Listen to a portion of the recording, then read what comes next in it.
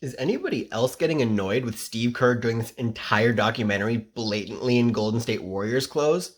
It's literally as if he said he wasn't going to be in it unless he could go out of his way to make sure that everything he wore was Warriors. Oh my.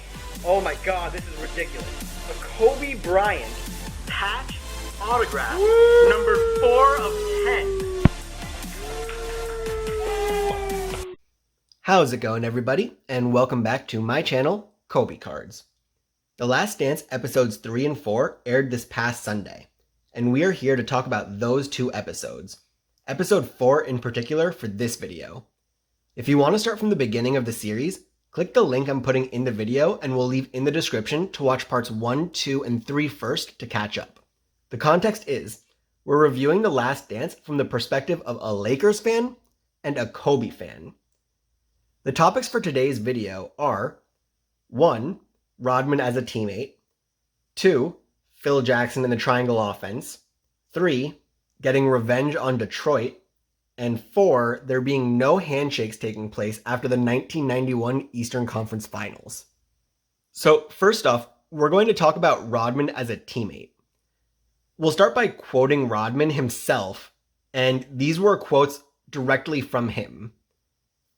"No one could say anything bad about me as a teammate.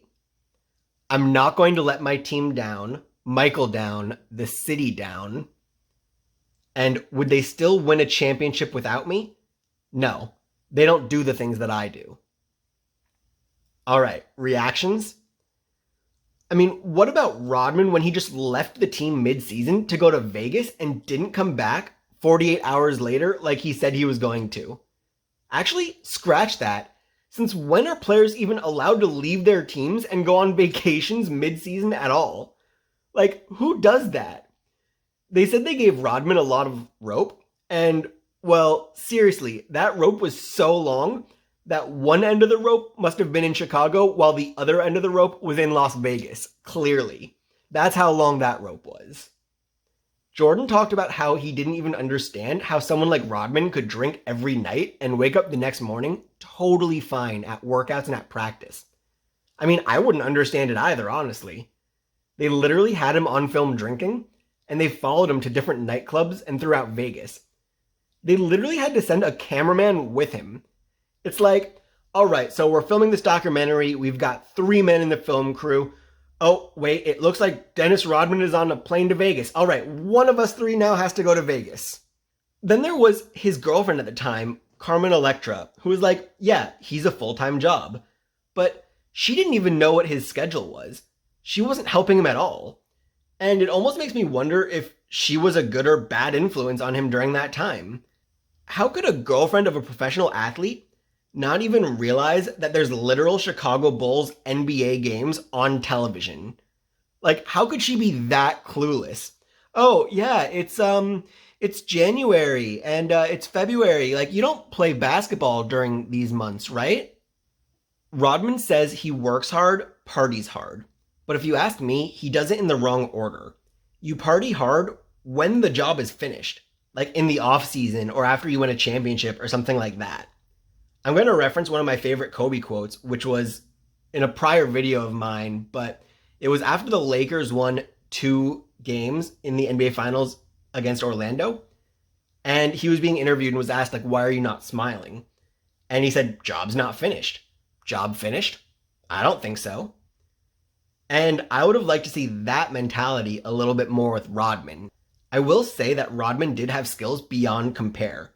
Literally, there's a reason he is in the Hall of Fame without even averaging double-digit points for his career.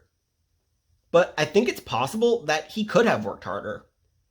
For one of the most gifted rebounders in history, imagine if he spent all the time at the end of days where he went partying and drinking, and instead was just like, I'm going to continue to review footage, and kept basketball on his mind. The second thing we have to react to is where Rodman said the last 3 championships would not have come without him. I'd love to hear everyone's thoughts on this. My quick reaction is he's possibly right. Now, this is pure speculation and just looking at numbers and looking at his impact overall and what the team had at the time. but a lot of measures say that there were games where the Chicago Bulls just simply would not have won without him. He averaged 7 offensive rebounds per game in the 1996 NBA Finals. And in 2 different games, he had 11 offensive rebounds.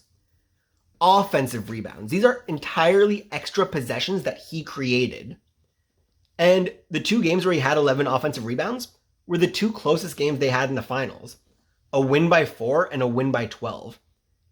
He had 20 and 19 rebounds respectively in those games, and different analytical metrics say that it's possible they would have lost both of those games if Rodman had not played the way he played. And you take an average or even slightly above average replacement to Dennis Rodman at that position and switch him out. Thus, some metrics say in that NBA Finals, they lose 4-2. But let me know what your thoughts are. How many rings does Jordan have with no Dennis Rodman? Next, we're going to talk about Phil Jackson and the triangle. So when Phil Jackson took over when they fired Doug Collins, he implemented the triangle offense, which was a system that he learned from assistant coach at the time, Tex Winter, and they say Tex took it from Sam Barry dating back to the late 1940s. Because of how the structure of the offense works and how the ball needs to move around in the general flow and with the passing and opportunities, Jordan was originally against the triangle.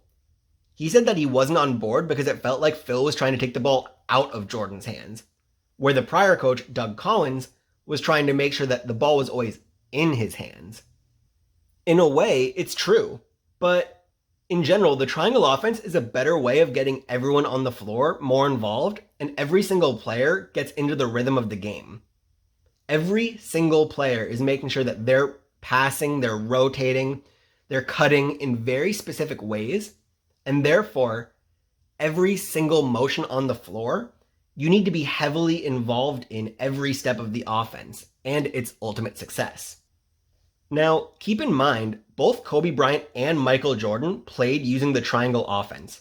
And unlike Mike, Kobe played using the triangle for the vast majority of his career, including the entirety of his prime years.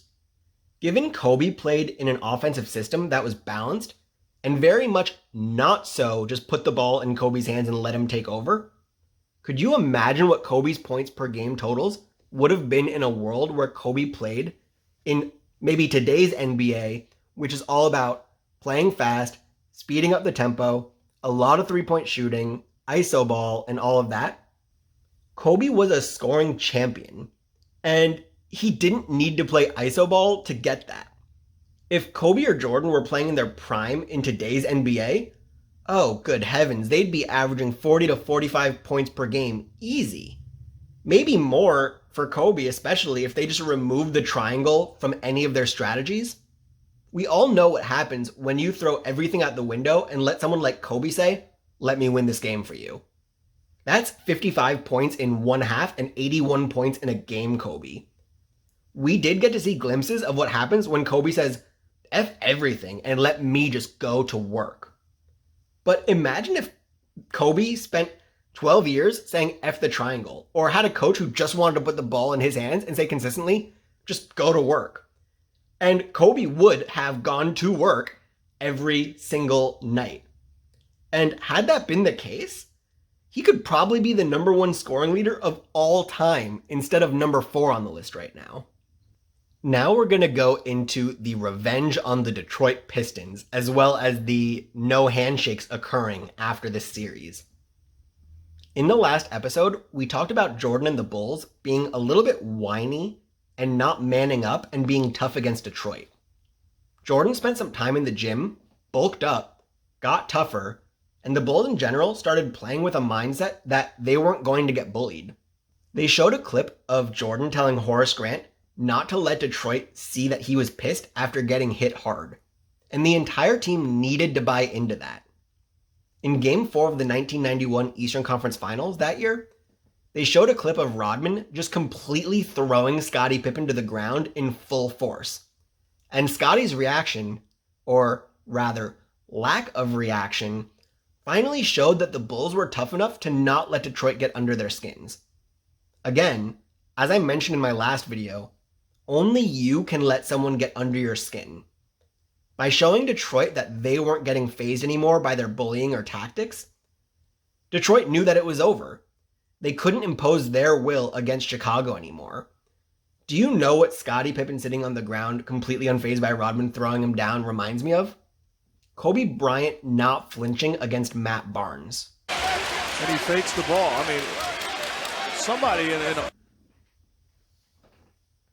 I'm going to leave the full 3-minute ESPN clip from Kobe and Barnes going at it during this game, and please watch it because it's some of the best Kobe footage you can find with regards to just his psychopathic level of toughness. And it makes me think of all the times where we found out about Kobe injuries like a week after they happened. Like, Kobe will randomly go to the media and say, yeah, last week was tough on me having that sprained ankle and all. And then the media would be like, what the actual? What are you talking about, Kobe? And he'd be like, oh yeah, I didn't say anything because I knew if I did, my opponents would go after me for it. Why would I tell anyone when and where I'm hurting? He is a freaking genius from that regard. Even today, it's like we know about every little boo-boo on a player. And here's Kobe telling you that like he dislocated something 2 weeks after it's already healed. It's that kind of toughness which allowed the Lakers to get revenge against the Celtics in 2010, dominate the Magic in 2009, and obviously when he had Shaq, the amount of toughness on the floor at one time was just off the radar. And it's that same toughness that allowed the Bulls to get their revenge against the bad boy Pistons.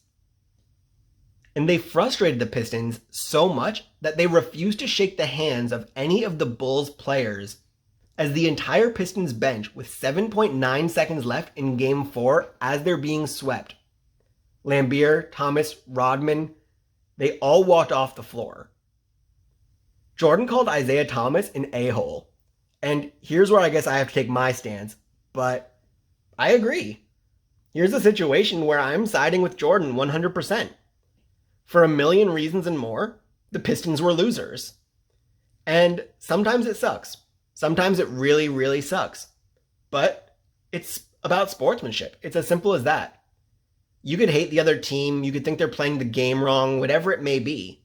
But after the game, win or lose, conduct yourself with some class. Be a positive representation to the game of basketball, as well as an influence on the millions of people watching. There's no science or psychology I'm going to try to convince you of in terms of like whether it's right or wrong to shake hands. There's nothing legally binding them to shake hands. But I just say do it to respect each other's humanity at the end of the day. You can hate the person on the court, but hopefully respect them enough as a person off the court. Potentially as someone who has a family or children or other things which you may not know about going on in their lives, and just say congratulations if you lose, and shake hands, and if you win, commend your opponents on a good battle and for fighting hard. It's as simple as that. The last thing I'll say is, if you're in a bad mood or have bad blood and you just lost a game and you're really not feeling up to it, but you just have to stick around to shake hands with the opponent who beat you, remember this. Jordan not only stuck around 2 years in a row to shake the hands of every single player on the Detroit Pistons when he was the loser in that series, but he let it motivate him because he didn't want to have to shake their hands one more time unless it was because he won the series. If you learn nothing else from Jordan in this situation and Kobe and his approach to the game, embrace the failure, learn from it, and let it motivate you so that the things that frustrate you don't happen again. And with that, we end our recap of episodes 3 and 4 of The Last Dance. If you enjoyed this video and want to support my ongoing tribute to Kobe, I hope you consider subscribing so you can follow along as we continue our journey to remember and celebrate the life and career of Kobe Bryant. Thank you for watching, and I will see you next time.